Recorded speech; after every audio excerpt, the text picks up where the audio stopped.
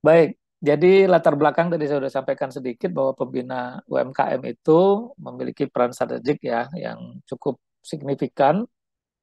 Kita tahu bahwa UMKM menyumbang lebih dari 60% terhadap PDB nasional. Tapi untuk ekspor itu tercatat di Kementerian Keuangan itu baru 14,4%, lebih rendah dibandingkan dengan negara ASEAN lainnya. Mungkin saya bisa sampaikan contohnya itu seperti di Vietnam sekarang itu sudah mencapai 36% sektor UMKM-nya sebagai apa ya eksportir kan gitu ya menjadi eksportir. Kita kita targetnya ini ada ditetapkan oleh Kementerian Perdagangan tahun ini itu memang cukup signifikan juga di harus tumbuh 9,63%. Artinya dari 14 itu kalau ditambah 9 ya sekitar 25% ya target kita. Nah, ini menjadi salah satu pemicu bagi para pembina UKM bagaimana caranya binaan UKM-nya ini bisa masuk ke dalam program ini dan bisa mencapai target dari 9,63% pertumbuhan ini. Nah, diharapkan juga di situ disampaikan target pendapatan ataupun ekspornya itu sekitar 19,33 miliar US dollar. Next. Nah, sebagai pembina UMKM karena saya banyak juga berhubungan dengan beberapa pembina UKM, baik itu di BUMN, di perusahaan swasta atau lembaga pemerintah daerah lainnya itu. Jadi kalau lihat CV saya tadi itu sudah hampir 20 tahun saya berkecimpung di UMKM ini. Nah, cuman saat ini kita bergerak memang di hilir, lebih kepada hilirnya. Nah, jadi produk UMKM itu ini masalah utamanya. Bahwa UMKM itu tidak sesuai standar internasional. Nah, ini tadi sudah disampaikan oleh Bu Nurasi, apa dan bagaimana standar standar itu. Dan lihat tadi ada beberapa produk-produk UMKM yang cukup saya kenal dan menjadi binaan kita juga itu ada di apa tadi di gambarnya Bu Nurasi. Kemudian kurangnya pemahaman UKM tentang pasar internasional. Nah, ini banyak sekali sebenarnya informasi-informasi yang didapat, tapi untuk mengakses informasi ini saat ini memang di Kementerian Perdagangan saja ya yang lebih aktif. Kalau teman-teman apa pembina UKM lebih banyak berhubungan dengan Kementerian Perdagangan, tentu lebih tahu dan bisa melihat bahwa ada dibuat juga FTA ya namanya uh, apa untuk di beberapa provinsi Kementerian Perdagangan membuka forum apanya FTA-nya itu di beberapa daerah. Jadi informasi terkait dengan perdagangan sudah bisa terakses. Kemudian terbatasnya akses ke pembiayaan untuk ekspor. Nah, ini memang dari ekspor ini banyak sekali keluhan ketika sudah dapat buyer, begitu dapat order, nah pembiayaannya jungkir balik kan gitu kan UKM-nya pusing. Nah, karena selama ini dia produksi cuma bisa 1.000, begitu diminta produksi ke 10.000, duitnya dari mana? Dari mulai apa SDM-nya, pabrikasinya, mesin-mesinnya, bahan bakunya itu memerlukan modal kerja yang tidak sedikit. Nah, itu juga menjadi lack of apa kenapa banyak yang kemudian banyak mundur UKM-nya dan karena ketidakmampuan seperti itu. Nah, kemudian minim akses jaringan buyer internasional ini sebenarnya bukan kalau dibilang minim sebenarnya banyak informasi yang muncul terkait dengan buyer internasional ini. Banyak sekali sekarang sudah ada kelas-kelas ataupun penawaran-penawaran untuk terkait dengan ekspor. Tetapi memang untuk memaintain sebagaimana buyer itu memang punya trik dan apa ya keahlian tersendiri yang harus dimiliki atau juga jam terbang lah kan gitu ya di sana. Nah, digitalisasi yang terbatas dalam pemasaran produk. Nah, ini juga digitalisasi ini cukup challenging karena di Indonesia sendiri sebenarnya untuk digitalisasinya sudah cukup masif. Tetapi untuk keluar itu memang ada beberapa hal yang memang jadi kendala. Kemudian kelemahan dalam logistik dan pengiriman internasional. Nah, ini salah satu yang memang permasalahan banget karena ongkos logistik terhadap produk itu masih tinggi, jadi masih di atas 20%. Jadi kalau kita jualan produk itu harganya itu 20%-nya udah habis untuk logistik aja. Jadi dari apa pengangkutan dari pabrik ya, dari apa sampai kepada kapal dan ataupun sampai di tempat negara tujuan.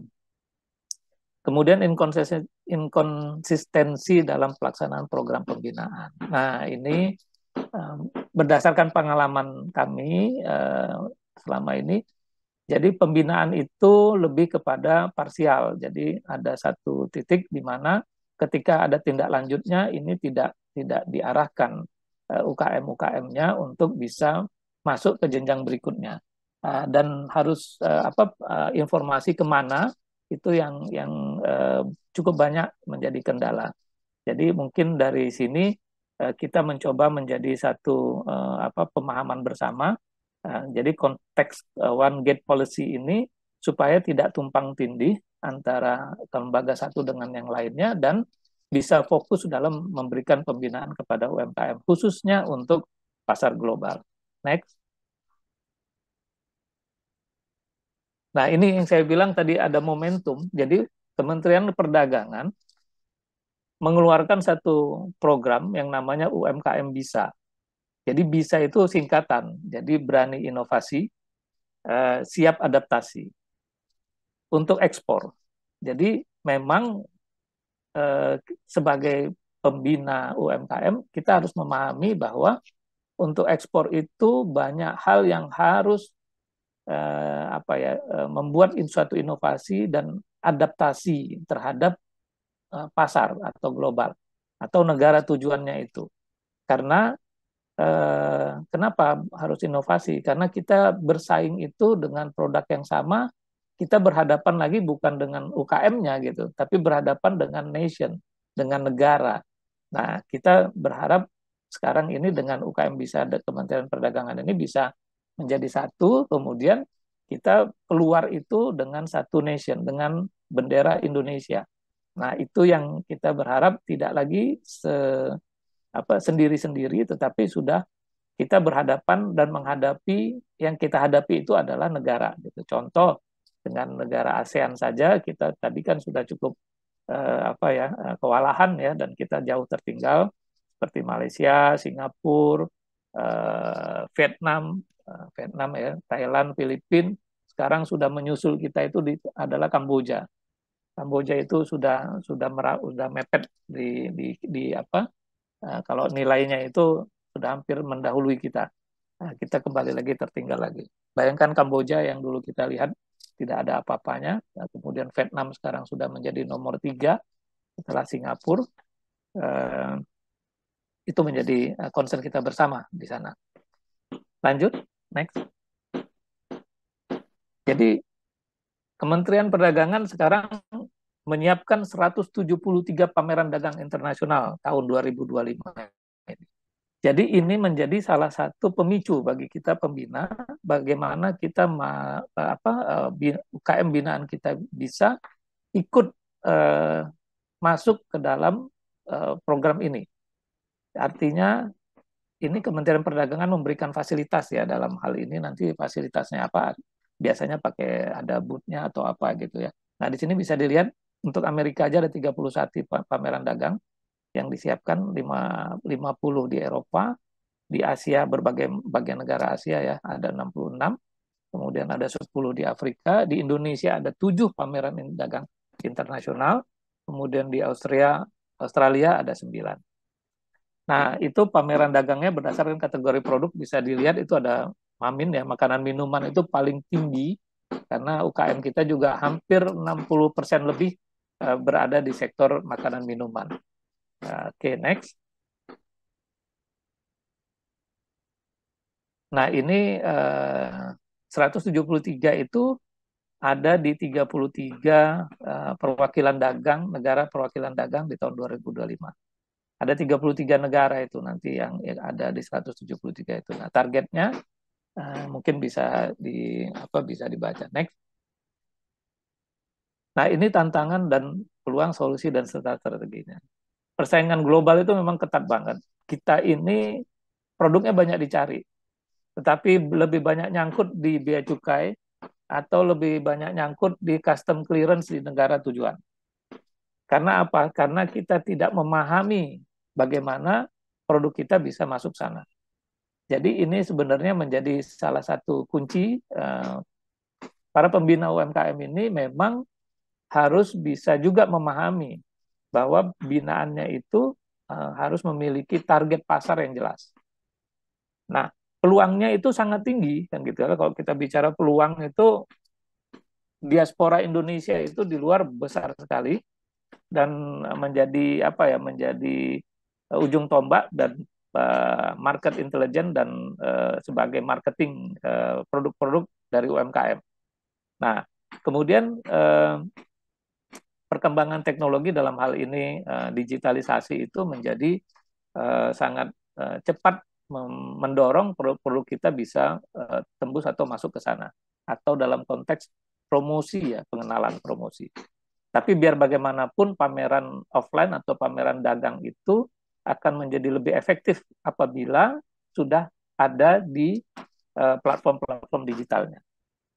Nah, jadi salah satunya kenapa tantangan tadi yang permasalahan itu adalah pertama kita solusi strateginya begini. Jadi meningkatkan kualitas produk. Meningkatkan kualitas produk ini ya pastinya memenuhi standar internasional seperti tadi Bu Nurasi ada standar yang dengan SNI sudah bekerja sama atau terafiliasi dengan standarisasi internasional. Sehingga kita bisa masuk ke satu negara tidak perlu lagi kita mengurus standarisasi negara tersebut. Begitu ya Bu Nurasi ya. Jadi kita lihat dan nanti banyak kontak dengan para pemberi SNI atau BSN. Kemudian ada sertifikasi, nanti ada beberapa BUMN sertifikasi yang mengeluarkan seperti Sukovindo, Surveyor Indonesia kan gitu ya. Dan kemudian jaminan halal juga BPJPH. Nah, halal kita sekarang sudah cukup dikenal dan di Saudi sudah ada beberapa recognizing agreement ya di sana sehingga halal kita sudah cukup bagus. Kemudian diversifikasi pasar. Ini pastinya produk kita itu produk binaan UMKM ini intinya harus memiliki apa sih yang menjadi target pasarnya. Jadi harus diversifikasi. Kalau sekarang ini masih ASEAN aja, oke mungkin bisa naik kelas lagi lebih ke Asia kan gitu ya atau nanti mau menuju Afrika Amerika atau Eropa. Nah, ini yang strategi selanjutnya adalah pengembangan sumber daya manusia. Nah, ini pengembangan sumber daya manusia ini penting sekali karena para pelaku UMKM ini hampir rata-rata eh, kalau dibilang menengah ke bawah ya dari sisi pendidikan ataupun pemahaman pengetahuan. Tapi tadi Pak Tenri bilang udah banyak juga dokter-dokter yang membuat menjadi UMKM gitu ya, jadi pengusaha UMKM. Tetapi memang ini spesifik gitu ya ketika kita bicara UMKM itu adalah bisnis. Jadi terkadang banyak yang terjebak dengan seperti jaring pengaman sosial bahwa UMKM itu lemah, tidak punya modal, tidak punya ini, selalu diminta dibantu kan begitu. Nah, itu harus disingkirkan atau dihilangkan. Jadi UMKM itu adalah itu adalah bisnis ya. Jadi kalau dibilang bisnis ya berbisnis lah kan gitu. Bagaimana kita berbisnis. Jadi bukan karena berharap dikasihani atau berharap harus ada yang ini dan harus struggle kan gitu. Nah itu kita harus memberi pemahaman kepada UKM binaan kita.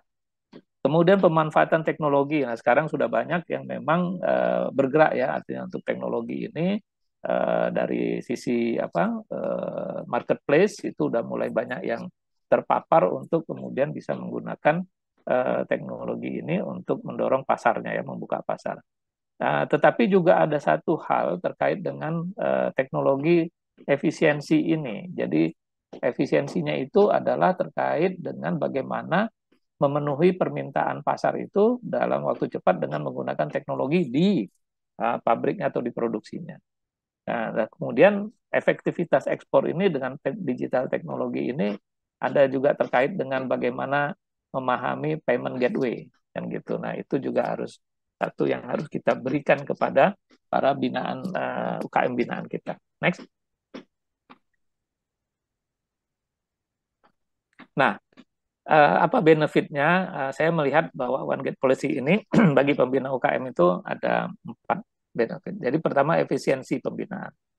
Jadi kita bisa menyelaraskan atau apa ya bersinergi kan gitu ya untuk melakukan pemberdayaan UKM supaya tidak tumpang tindih. Jadi contohnya begini, uh, mungkin apakah di sini ada pembinaan siapa ya mungkin salah satunya tadi yang saya sebut seperti Surveyor Indonesia, Sukovindo kan gitu ya. Jadi mereka ada program TJSL-nya. Jadi TJSL-nya itu lebih lebih tepat mereka itu kepada bagaimana memberikan apa ya CSR atau TJSL-nya itu ke sertifikasi ke binaannya. Jadi mungkin BUMN lain juga bisa kan gitu atau para pembina lain bekerja sama dengan Surveyor Indonesia atau tadi dengan BSN memberikan ininya sama-sama gitu. Jadi tidak tumpang tindih.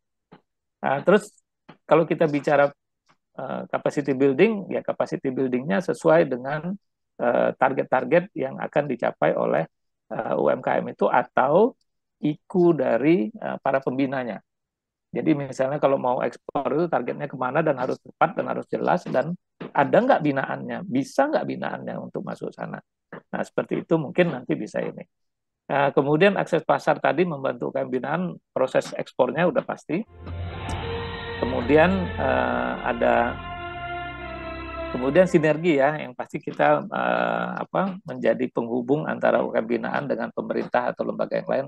Ya itu yang saya tadi maksud bahwa apa kegiatannya tidak parsial dan tidak berhenti di satu titik. Jadi kalaupun seandainya ada sambungannya mungkin bisa dilingkan dengan apa pemerintah atau lembaga lain atau yang punya apa paket yang berbeda kan gitu supaya tidak bingung. Kemudian juga bisa dilingkan dengan pemerintah di perwakilan Indonesia ataupun pemerintah PEMRI atau perwakilan perdagangan tadi. Nah, jaringan kolaborasi ini mitra-mitra dibutuhkan, artinya pembina UMKM lebih banyak bermitra mungkin dengan pihak ketiga, terutama dengan teman-teman diaspora yang ada di luar yang mungkin sebagai salah satu kunci ya untuk bisa masuk produk-produk kita ke sana dan lebih awal kita mungkin dengan diaspora dulu karena mengenalkannya lebih mudah kan gitu ketimbang yang lain. Next.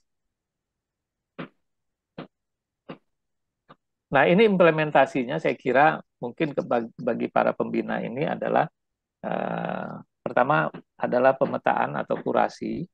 Jadi pastinya kita udah punya mitra binaan nih kan gitu ya, udah punya binaan. Oke, ini jadi ingatkan 3 menit lagi, saya percepat aja bahwa jadi implementasinya itu pertama adalah memetakan atau mengkurasi binaan kita untuk bisa target ekspor. Kemudian memberikan edukasi dan penguatan capacity building-nya lah ya, peningkatan kapasitinya. Artinya ini pendampingannya benar-benar pendampingan. Artinya pembina itu juga harus memiliki satu konsep pendampingannya seperti apa terhadap UMKM-nya. Next.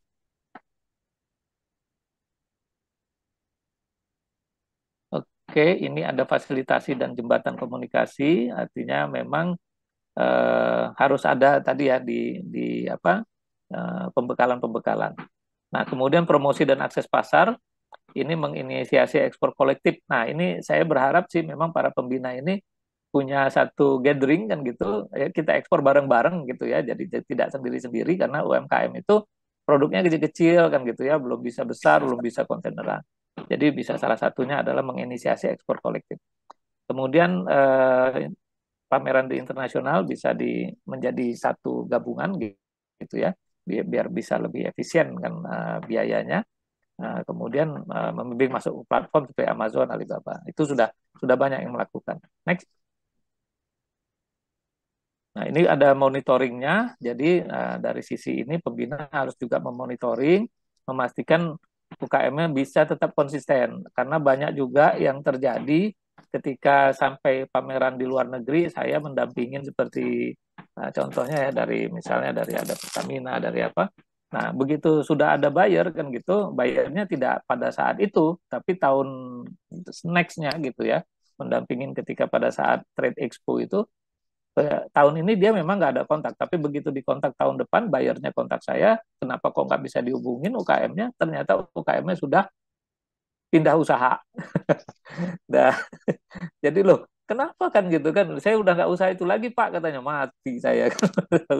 Ininya, saya bilang membayar, loh kenapa?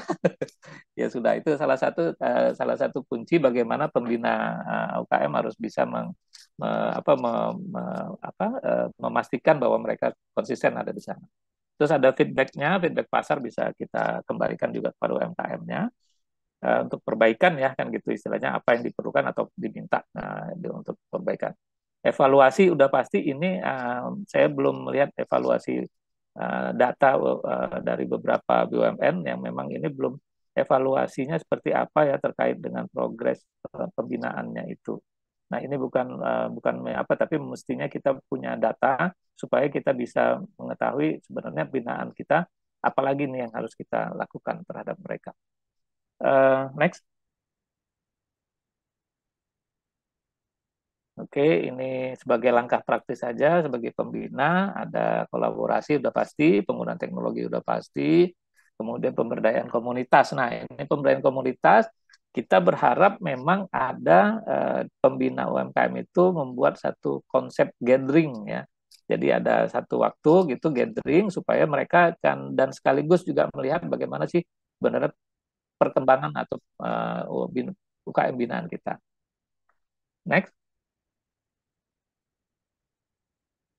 Nah, ini saya sebut dengan indikator keberhasilan, tapi ini dari kacamata saya ya, artinya para pembina itu harus memiliki keberlanjutan kepada UMKM binaannya. Artinya kalau sudah bisa ekspor, mungkin next-nya apa nih, atau membesarkan volumenya atau seperti apa. Terus kemudian artinya begini, jumlah UKM-nya juga harus didorong lagi yang sudah memang berpotensi, didorong terus untuk bisa sampai kepada titik mereka bisa ekspor atau siap ekspor. Next.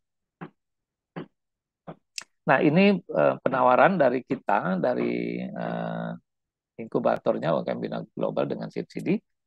Next. Bagi para pembina UKM, jadi next saja Mbak. Nah, ini untuk strateginya adalah kita meningkatkan skala bisnisnya dari UKM itu udah pasti. Mengenalkan produk unggulan UKM-nya di Indonesia di pasar internasional, itu udah pasti sudah ada 173 pameran yang akan menunggu, membuka dan memperoleh akses pasar UKM Indonesia di skala global, yes, ekspor growth-nya, kontribusi ekspornya, kemudian membentuk jaringan bisnis yang solid di pasar internasional. Nah, ini memang pembina harus tetap ada koneksi ya, connecting dengan para buyer atau para agregator yang bergerak di ekspor. Next. Nah, ini ada program inkubasinya. Kita bisa melakukan hal ini sebagai pihak ketiga. Artinya kita melakukan kurasi. 5 hal yang kita lakukan adalah kurasi, capacity building-nya, promosi dan akses pasarnya, workshop dan sertifikasi. Nah, workshop sertifikasi ini sampai mereka mendapatkan sertifikatnya. Kemudian ada pendampingan ekspornya. Next. Nah, ini kurasi produknya. Jadi ada kurasi database. Jadi binaan Bapak Ibu, kita tahu database-nya, kemudian kita kurasi mana yang paling potensi sesuai dengan negara target atau tujuan yang mau kita tuju. Kemudian ada kurasi produk dan proses produksinya, ini pasti karena untuk masuk ke ekspor itu sudah pasti tidak bisa lagi hanya dalam konteks rumahan, tapi kita sudah mempunyai alur konsepnya, sudah ada HACCP, ada SNI, sudah ada standarisasi-standarisasi yang harus diperlukan. Next. Nah, ini capacity building-nya. Jadi materinya itu adalah pertama menyambung dengan bisa tadi ya, UKM bisa ekspor Kementerian Perdagangan. Pertama ada product development, mengadaptasi produk untuk orientasi negara tujuan ekspornya. Negara tujuan ekspornya harus ditetapkan dulu. Kemudian financial planning-nya, menghitung HPP. Di sini banyak sekali kesalahan atau kesulitan UKM untuk bersaing karena sebenarnya HPP-nya itu bisa ditekan, bisa bersaing, tetapi karena tidak efisien kerjanya, terus kemudian bahan bakunya dan segala macamnya itu banyak yang tidak efisien ya. Jadi akhirnya harganya jadi naik. Nah, itu salah satu yang menjadi materi utama kita. Kemudian pelaksana ekspor, bagaimana dokumen ekspor dan kepabeanan, marketing dan branding, teknik promosi, branding, awareness di negara tujuan ekspor. Next. Ini ada promosi pasarnya, ada fokus interaksinya, kemudian market survei juga ada. Kita buat di sini dalam satu inkubasinya. Jadi mereka bisa melakukan market survei sendiri apa dengan produk mereka, atau pembinanya mau melakukan market survei menentukan produk atau negara tujuan ekspornya seperti apa. Next. Nah, ini workshopnya. Jadi workshopnya itu pastinya yang standar legalitas usaha. Tadi ada UNS, EIB, ada SN, sertifikasi dan standarisasi, termasuk SNI ini ya Bu Nurasi juga. Jadi ada sertifikasi produknya, ada GMP, ACCP, halal, ISO seri. ISO sekarang ini untuk makanan minuman udah sampai ke ISO 28.000 seri. Jadi organik juga ada USDA, EU. Nah ini SNI juga ada masuk di sini. Kemudian pendampingannya hingga memperoleh sertifikasi. Jadi didampingi sampai betul-betul sertifikasinya keluar. Next. Nah, ini pendampingan ekspornya, ini ada programnya, kemudian ada di sana nanti ada ruang pamer milik organisasi berbagai negara, sumber informasi market intelligence, analisa tren kita buat juga, kemudian pendampingan ekonomi UKM-nya, kemudian pendampingan pasar bersama diaspora. Nah, ini program paket-paket inkubasinya. Next. Nah, jadi unggulan programnya kenapa kita usulkan ini dalam konteks tadi UKM bisa ekspor ini para pembina. Jadi ekosistemnya sudah hulu hilir, ekosistem terpadu mulai dari kurasi hingga akses pasar bisa kita lakukan. Kemudian tenaga ahli yang berpengalaman bersama diaspora pengusahanya juga sebagai buyer, trainer yang kompeten dan bersertifikasi tentunya. Kemudian efisiensi biaya karena pengirim produk kolektif melalui jaringan logistiknya pasti sudah bisa diturunkan nilai atau harganya lebih murah. Nah, kemudian mendapatkan jaringan global, sinergi dengan komunitas bisnis di negara tujuan ekspornya. Nah, next. Nah, ini agenda dari 173 itu, saya mensortirnya dengan salah satunya untuk F&B dan komoditi itu ada 10 pameran yang sangat perlu kalau mau diikutkan. Jadi begini, pameran itu ada dua, ada pameran yang diselenggarakan oleh KBRI dan KJRI di luar negeri, itu lebih bersifatnya bazar. Jadi kalau bazar kita tidak transaksi, jangan berharap pada transaksi dagang dalam konteks B2B. Nah, kemudian saya mensortir ini bahwa di pameran itu yang masuk dalam 173 pameran itu dengan jumlah pengunjung di atas 10.000. Jadi di sini yang kita pilih saja mana yang paling besar. Kemudian fokus transaksinya B2B, dan yang terakhir itu adalah kita sudah punya perjanjian dagang. Karena negara yang belum punya perjanjian dagang ribet banget gitu masuknya. Kalau udah perjanjian dagang tarifnya bisa 0% atau lebih rendah atau gimana. Next. Nah, ini tematik fashion. Nah, ini ada 10 juga yang saya sortir. Next. Kemudian ada furniture juga dan home decor ya di sini termasuk. Next. Nah, jadi kesimpulannya One Gate Policy merupakan langkah strategis bagi pembina UKM untuk bawa UKM Indonesia menuju pasar global. Semangat bagi pembina UKM dengan pendekatan terkoordinasi fokus. Nah, kebutuhan spesifik UMKM, peran pembina menjadi kunci sukses bagi mereka. Dan sukses juga buat pembinanya dalam menciptakan UKM yang kompetitif, berdaya saing di kancah internasional. Nah, bagi teman-teman yang mau order kaos keren, silakan bisa di marketplace Shopee, Tokopedia, Bukalapak maupun Lazada. Caranya tinggal ketik saja Muhammad Ervando ya. Nah, teman-teman tinggal pilih untuk kaos-kaos kerennya. Kemudian yang cocok langsung saja di order untuk kaos-kaos kerennya ya.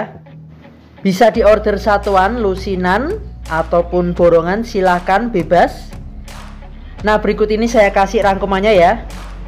Nah, teman-teman ketik saja di Shopee, Tokopedia, Bukalapak, Lazada, ketik Muhammad Ervando. Nah, kemudian juga tersedia kaos lengan panjang dengan desain-desain keren. Tinggal teman-teman pilih di marketplace Shopee, Tokopedia, Bukalapak, Lazada. Cuman untuk kaos lengan panjang ketiknya Vando Official Shop ya. Spesial untuk kaos lengan panjang, bisa untuk pria maupun wanita. Nah, untuk wanita yang berjilbab sangat cocok ya, karena pakai lengan panjang tersedia juga, dan tentunya dengan desain-desain kaos yang keren, kekinian. Nah, silakan teman-teman bisa ketik di Shopee, Tokopedia, Bukalapak maupun Lazada, ketik saja Vando Official Shop.